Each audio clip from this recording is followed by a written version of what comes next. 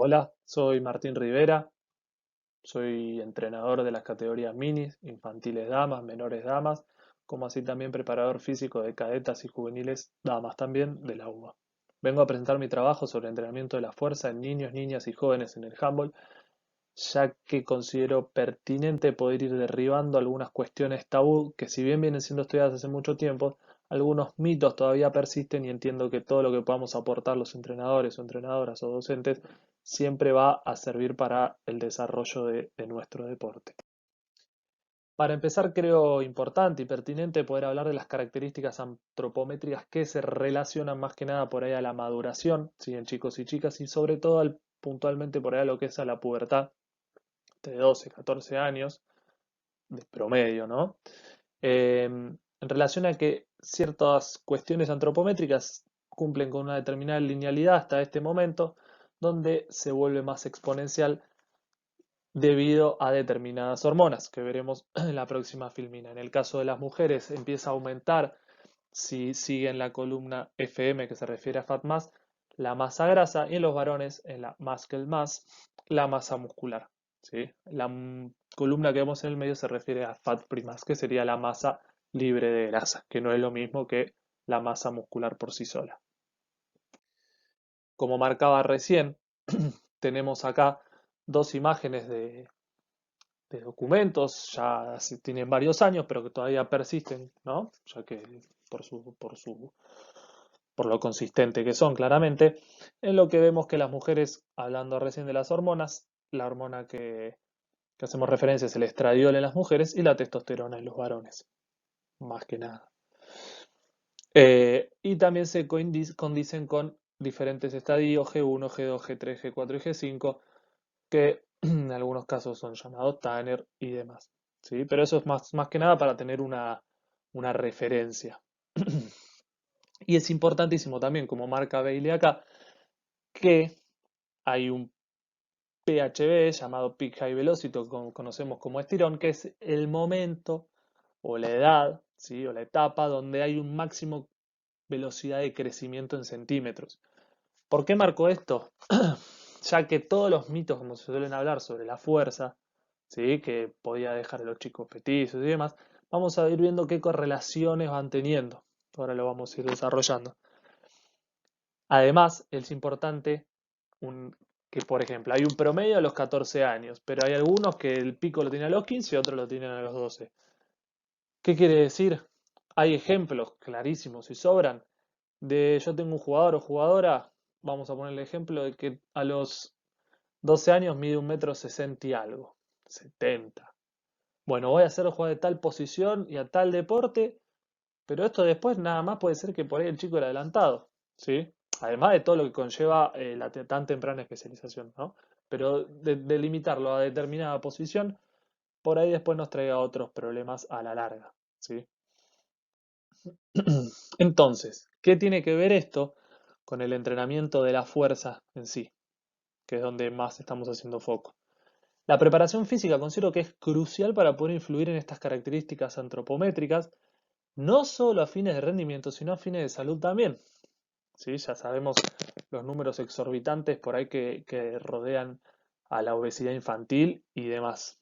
Y el handball de esto no está exento, y sobre todo que más cada vez son los chicos y chicas que van practicando este deporte, tenemos que poder generar una adherencia, ¿sí? A la actividad que nosotros hacemos. No solo mejoras técnico-tácticas, sino que su condición física tiene que ser acorde para poder afrontar tantos años de entrenamiento y competencia. Acá hacemos mención acá, que ya un compañero preparó sobre trabajo de prevención y demás, a no lesionarnos. Tenemos que tener las condiciones propicias para no lesionarnos. ¿Sí? O que los chicos y chicas no se lesionen y puedan afrontar mucho tiempo de actividad. Y entonces, ¿a qué voy? El entrenamiento de la fuerza no es que sea conveniente, sino que es necesario. ¿Desde cuándo? Desde el momento que los chicos comienzan a hacer estas actividades. Desde minis, ¿sí? Desde minis es cuando tenemos que empezar a hacerlo. Para algunos esto puede asustar, pero vamos a ir viendo a qué me refiero. ¿Cuáles son los objetivos del entrenamiento de la fuerza? A diferencia de lo que se creía, ¿sí? El entrenamiento de la fuerza no es lo que busca solamente es el aumento de la masa muscular para, para el crecimiento del hueso y demás. El crecimiento del hueso, bajo entrenamientos de fuerza y demás, se da con una alta densidad mineral ósea, o sea, lo que genera que los huesos sean resistentes, hasta antes de la menarca, o hasta antes de los picos máximos de crecimiento. ¿Sí? ¿Qué quiere decir? Que todavía no había altas concentraciones de testosterona, por lo cual no había altos volúmenes musculares, pero así toda la densidad mineral ósea del hueso era grande. ¿A qué voy con esto? Que el entrenamiento de fuerza, simplemente con el hecho de generar tensiones y tracciones sobre el hueso, cuando todavía no hay grandes masas musculares, van a generar un desarrollo sano del músculo, del hueso, disculpen.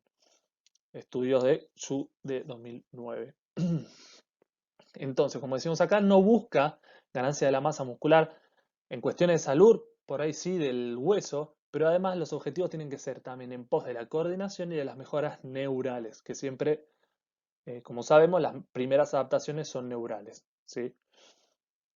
Además, sabemos que, yendo por ahí a los mitos, lo que se suele hablar, uno de los mayores miedos era que el núcleo de osificación, o sea, por donde va a crecer el hueso y se osifica, se cierre prematuramente. Ese era uno de los miedos que más perduró en el tiempo.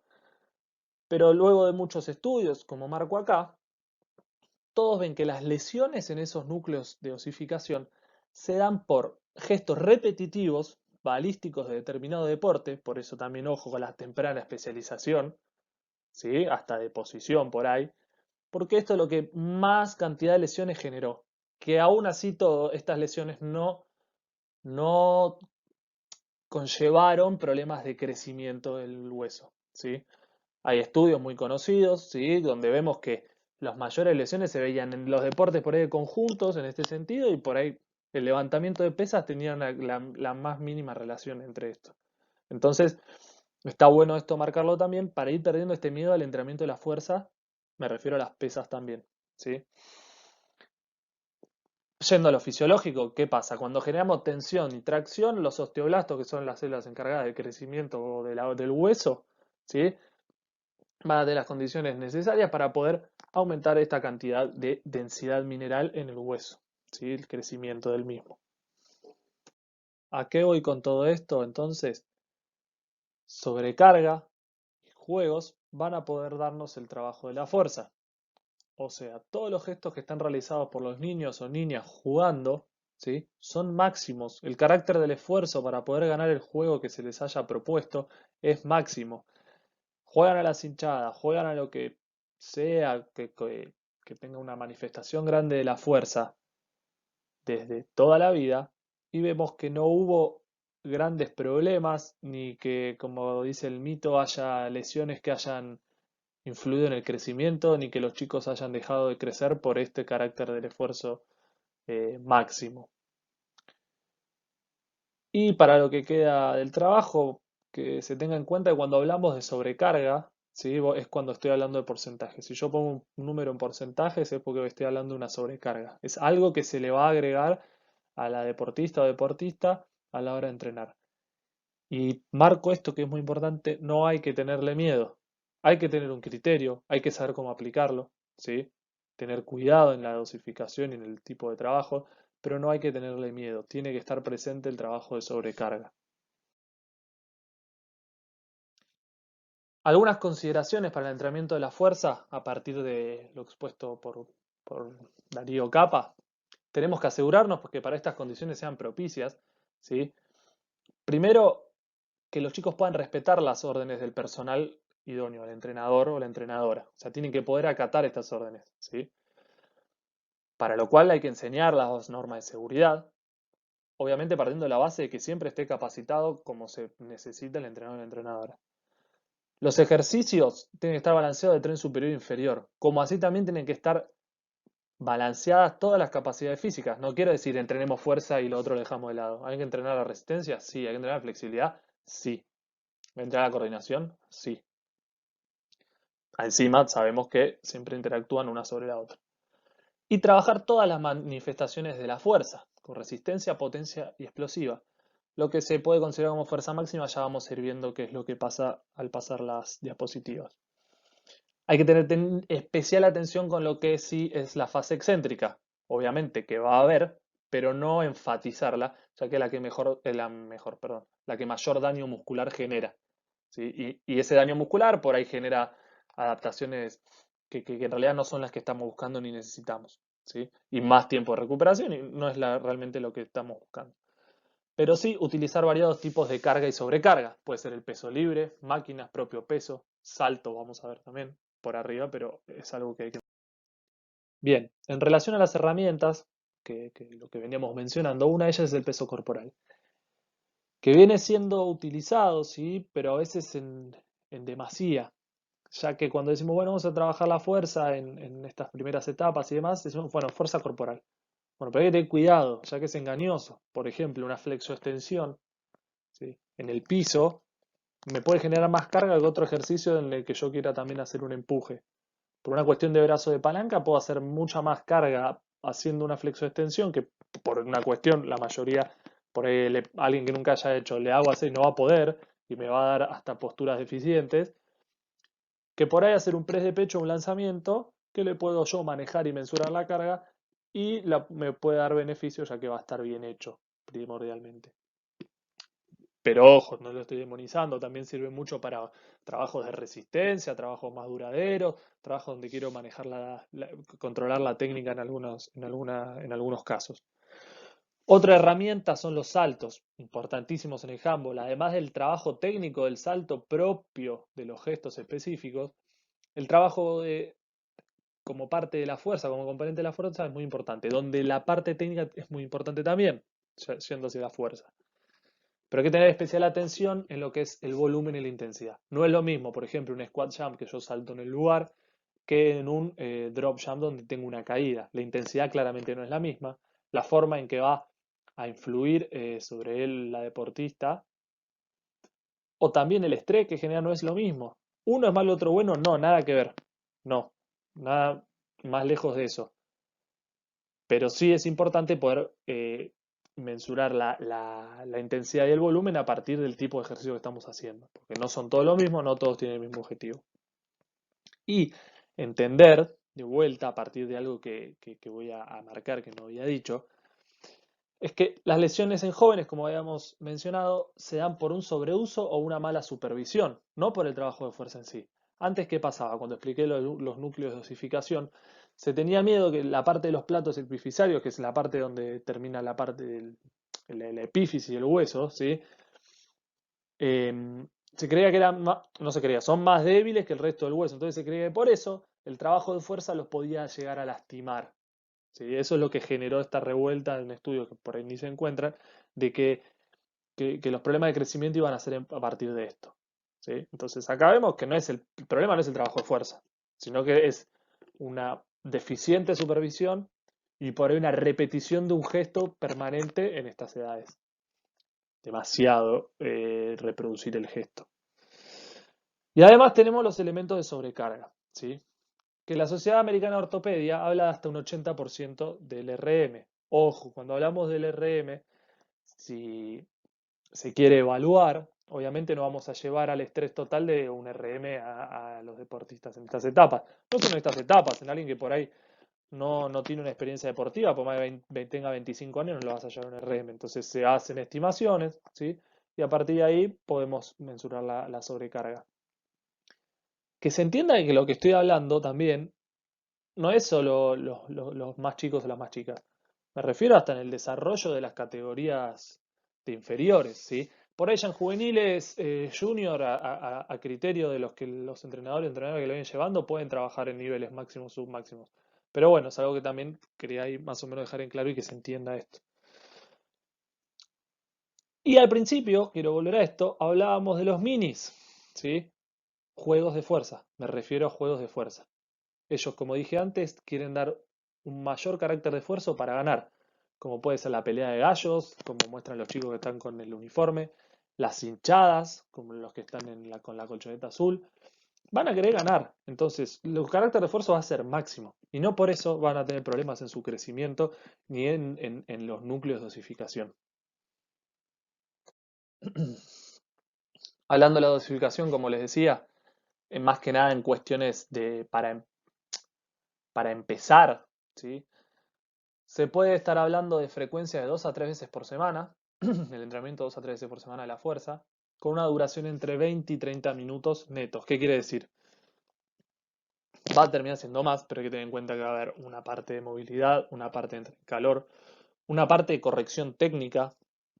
Tenemos que darle mucha atención a la parte técnica justamente. Entonces es algo que también es muy importante, que todo eso va a conllevar a que por ahí el trabajo neto en fuerza, como en sí en la capacidad, va a durar 20-30 minutos. ¿Sí? Todo lo otro que nombré no son parte de esos 20-30 minutos, por ahí termina siendo una hora en total. Y sobre intensidad y volumen, tiene que ser, por ahí como en todos los casos, ¿no? Pero progresiva, ¿sí? Sumando de a poco repeticiones, sumando series y bajando repeticiones. Y se habla entonces de entre 8 y 15 repeticiones máximas. ¿Qué quiere decir máxima? Con un 100% de la repetición máxima. ¿Pueden hacer? No, obviamente no. Con repetición máxima es, bueno, puedo hacer 8 repeticiones y no puedo hacer la novena. Ok, hasta ahí llegué. ¿Sí? Entonces, ir jugando con eso a medida que vamos viendo mejoras y quisiéramos ir generando adaptaciones. Hasta llegar a la maduración, ¿sí? El estadio G5, como hablábamos al principio, no se necesita ni de trabajar en niveles máximos y submáximos. No se ha comprobado totalmente, sí, que generen lesiones y demás, significativo, pero el objetivo de la fuerza, como decíamos, no es que busque una mejora neta del rendimiento, ¿sí? Sino los objetivos son otros. Que además hay muchos estudios que demuestran que en estas edades se obtienen mejores o iguales beneficios con porcentajes más bajos de carga, ¿sí? Para lo cual no hace falta generar tanto estrés, pudiendo trabajar con porcentajes más bajos.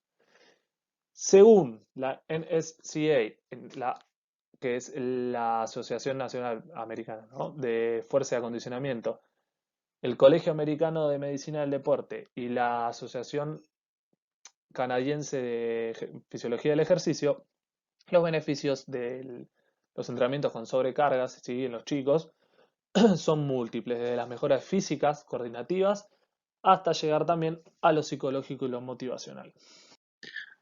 Bien, para ir concluyendo, me pareció importante dar cuenta también cómo la ciencia recae sobre el handball y en este caso el entrenamiento de fuerza en jóvenes. En un estudio hecho en el año 2012, comandado a la cabeza por Ignatovic y sus colaboradores, la idea fue estudiar una herramienta, ¿sí? Investigar sobre una herramienta como es el balón medicinal o medicine ball, en comparación al entrenamiento convencional de fuerza que venían realizando los y las deportistas. ¿A qué voy con esto? ¿Por qué lo remarco? Porque en el grupo experimental con la Medicine Ball y en el grupo control con con el entrenamiento convencional, por así decir, de sobrecarga, los dos estaban entrenando la fuerza. Acá se ve en estos dos casos que dos de las partes que puse que hubo mejoras en la potencia, tanto en el press de banca, acá dice prensa de banco, pero es press de banca porque está traducido, y en el otro dice prensa de hombro, pero se refiere al press militar o press de hombro. En los dos casos hubo mejoras en la potencia, tanto al 30% del RM como al 50% del RM. El estudio que quería ver si había cambio con la Medicine Ball, ¿sí? Pero a nosotros nos interesa acá es que en los dos casos, tanto en convencional como lo que es la Medicine Ball, ¿sí? Con una herramienta más, hubo mejoras a través del entrenamiento de la fuerza en nuestro deporte, que es el handball, y con deportistas jóvenes. Y para concluir, acá les dejo la bibliografía en la que va a ser el trabajo. Muchas cosas basadas en un muy buen curso que pude realizar de entrenamiento en niños y adolescentes por Víctor Casas y Darío Capa. Y espero que lo hayan disfrutado, que haya podido servir para contribuir al desarrollo en esta temática, que como mencioné anteriormente, la verdad, todo nos, todo nos va a ayudar, todo lo que podamos aportar entrenadores y docentes. Así que un saludo y muchas gracias al Campus Femeval por el espacio.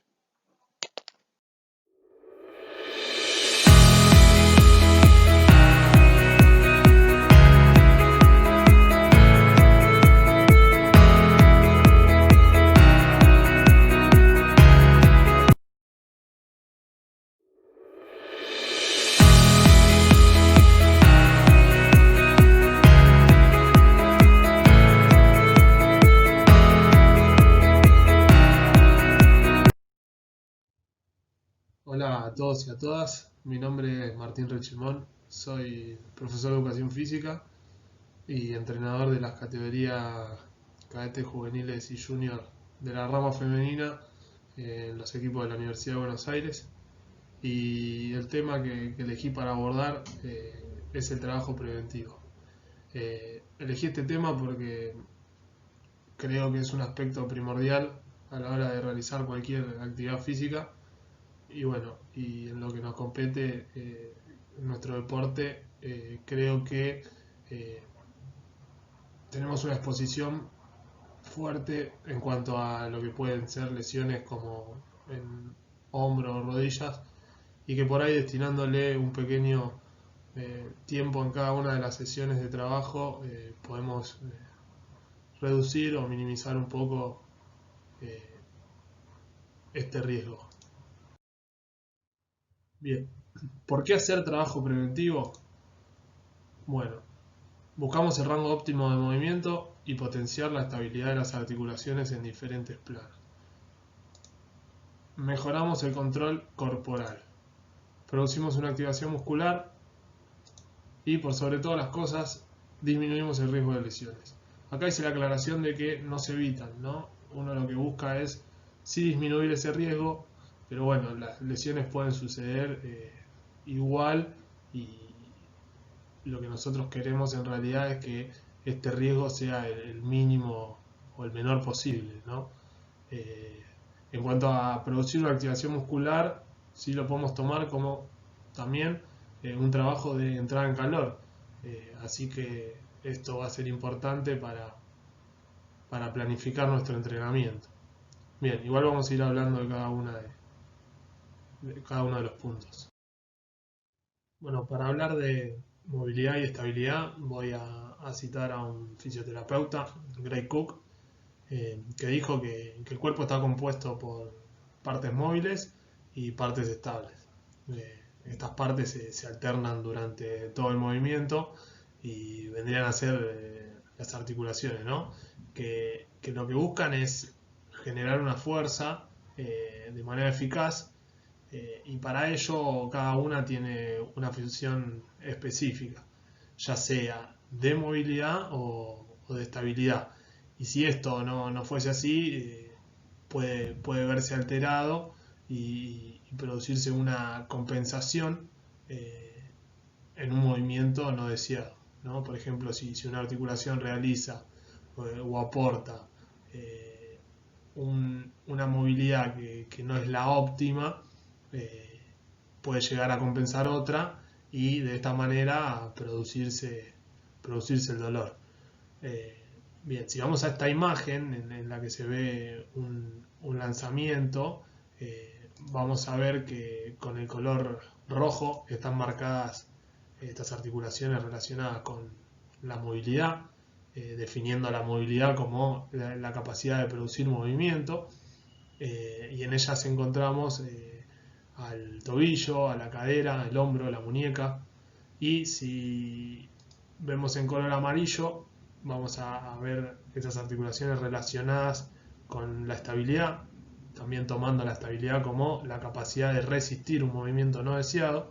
Y aquí vemos el pie, la rodilla, el codo de la mano, siempre desde esta postura frontal.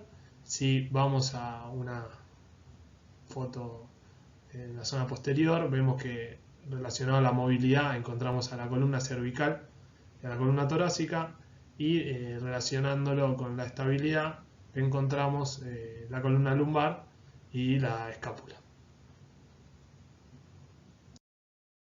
De la parte de movilidad. Y para hablar de movilidad podemos hablar de los estiramientos dinámicos. Acá puse que los ejercicios funcionales utilizando movimientos específicos del deporte. Bien, estos programas de flexibilidad dinámica o ejercicios de flexibilidad dinámica los podemos desarrollar analizando movimientos relacionados a nuestro deporte y va a quedar en nuestra creatividad todo tipo de movimiento que podamos hacer. O sea, nuestra creatividad a la hora de poder presentar un ejercicio va a delimitar cuánto podamos desarrollar estos ejercicios, ¿no?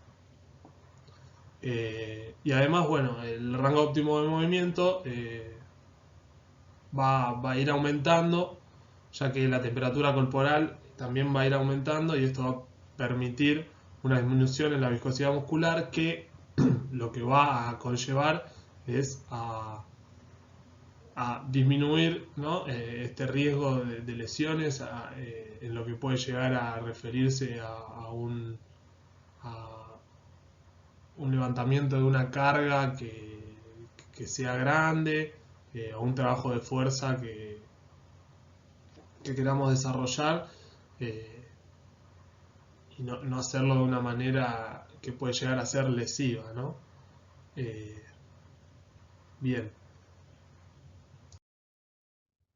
Bueno, siguiendo con la movilidad, eh, la propuesta que traigo es una serie de ejercicios que propuso un centro de investigación de trauma deportivo en la ciudad de Oslo, Noruega, donde se, se juntaron 660 deportistas distribuidos en dos grupos de 330 cada uno, donde un grupo se le aplicó un trabajo preventivo en cada una de las sesiones durante 7 meses en los que estaba incluida la competencia, y en otro grupo solo se hizo un control de la rutina de entrenamiento, y lo que se obtuvo fue una disminución de entre un 22 y un 28% en el riesgo, una disminución en el riesgo de problemas o de lesiones de hombro. Bien, son varios ejercicios, yo en este caso elegí dos, donde tiene una progresión. En la primera se ve que se trabaja de la semana 1 a las 6, con una simple rotación de tronco, alternando el lado de la mano que sube, y se realizan 3 series de entre 8 y 16 repeticiones. Ya de la semana séptima a la 12 se realizan estiramientos dinámicos del dorsal ancho, parándose de frente a la pared, apoyando los antebrazos y deslizando hacia arriba sin levantar este apoyo, también con 3 series de entre 8 y 16 repeticiones. Y ya de la semana 13 a la semana 18 se trabaja un estiramiento dinámico, esta vez en W y de espalda a la pared, ¿sí? Manteniendo apoyada la cabeza, la espalda y los antebrazos a la misma, y levantando los brazos también sin levantar ese apoyo. Nuevamente 3 series entre 8 y 16 repeticiones.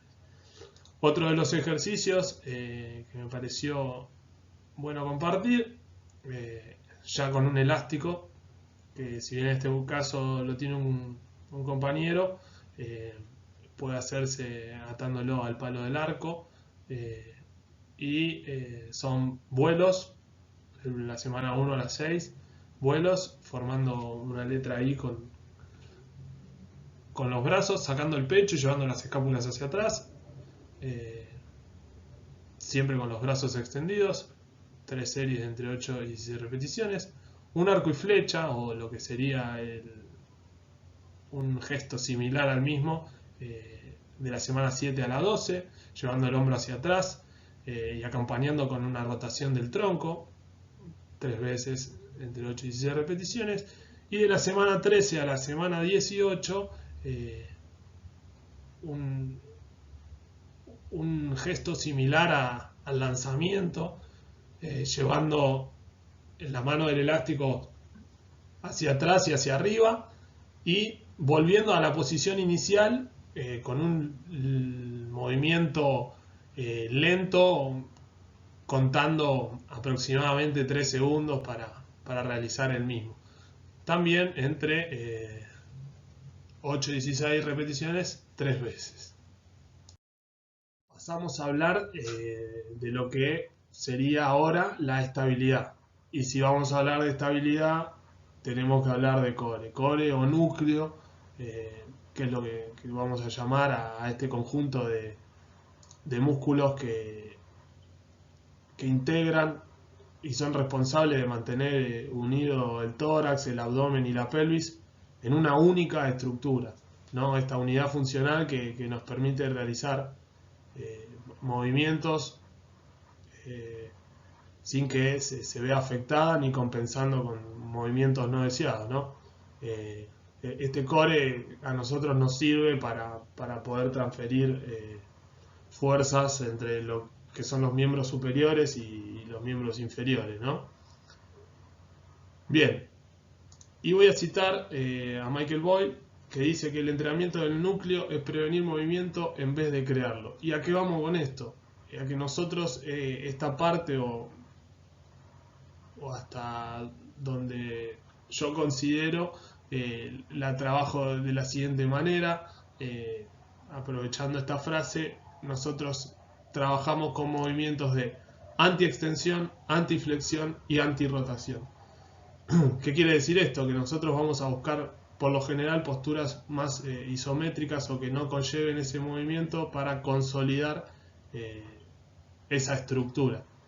Y a modo de ejemplo, en cada una de las siguientes o de esas punteos, elegimos una plancha frontal. Estos son ejercicios simples, después se pueden ir complejizando con el tiempo y con el entrenamiento. Este sería un ejercicio simple de antiextensión de la columna.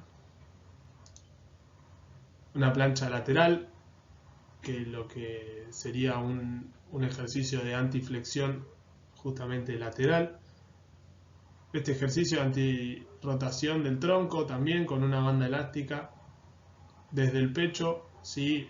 La banda elástica agarrada a una pared o al palo del arco, que se encuentre de manera perpendicular a al plano donde yo voy a estar realizando el movimiento.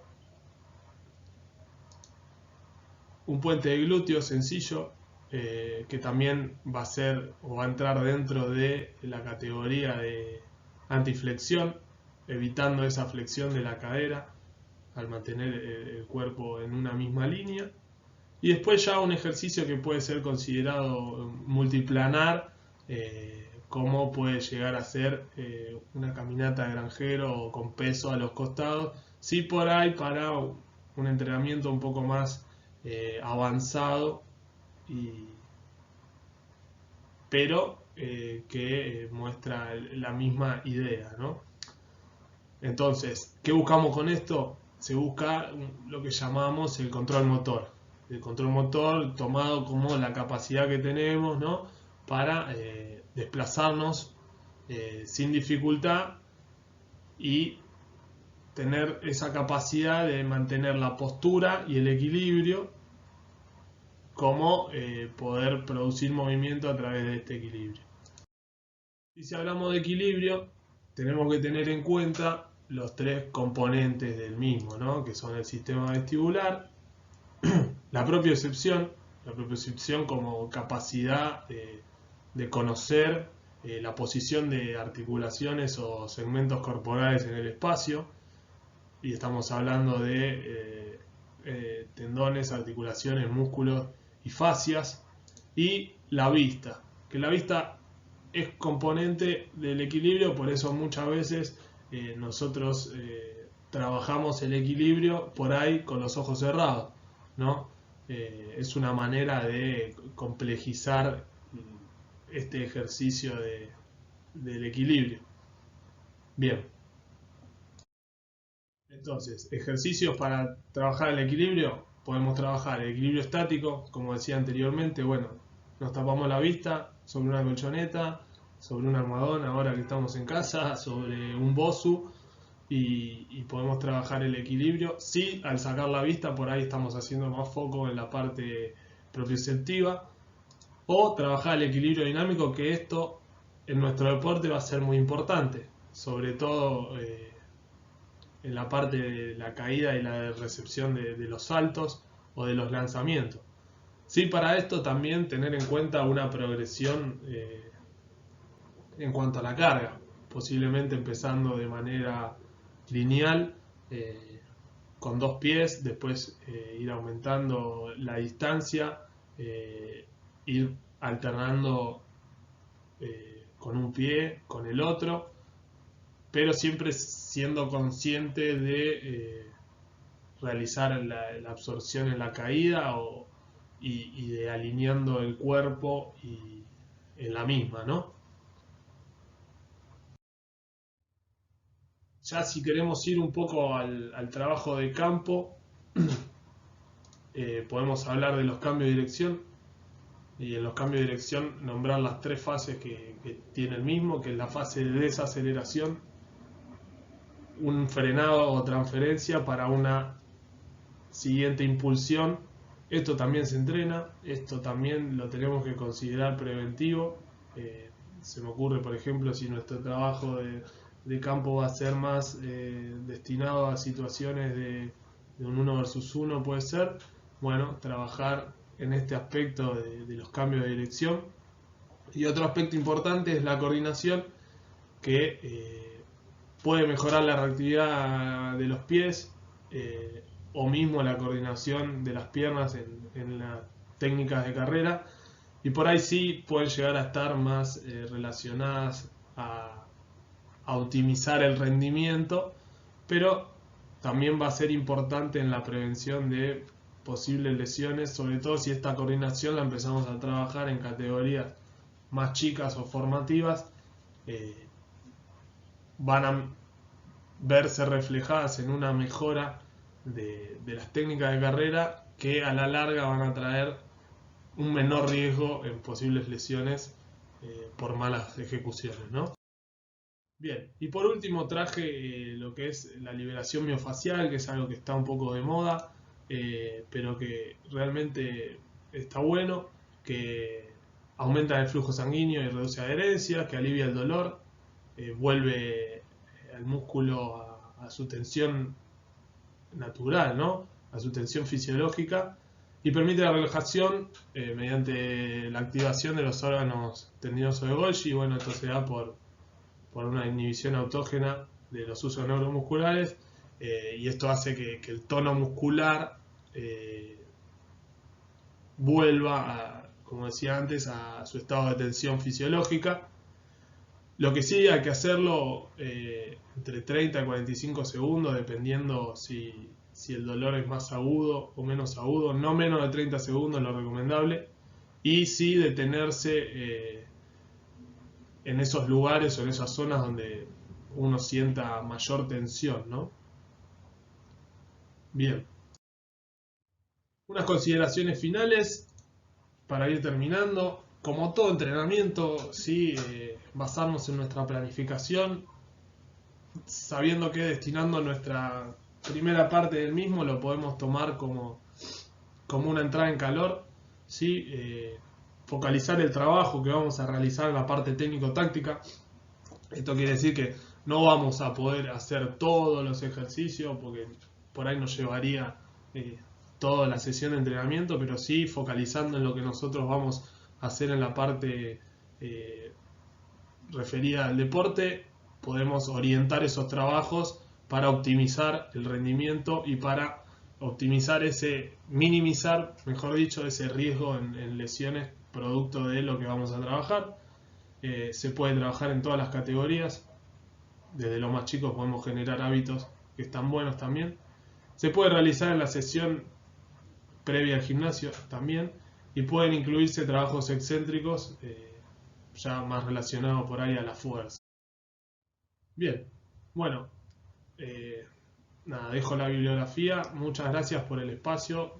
Como digo, creo que es algo muy importante a tener en cuenta, más en este momento que estamos viviendo. Son todos ejercicios que podemos hacer en nuestra casa, y sí, también va a ser muy importante, creo yo, a la hora de la vuelta a la rutina para poder minimizar este riesgo de lesiones después de un parate no previsto.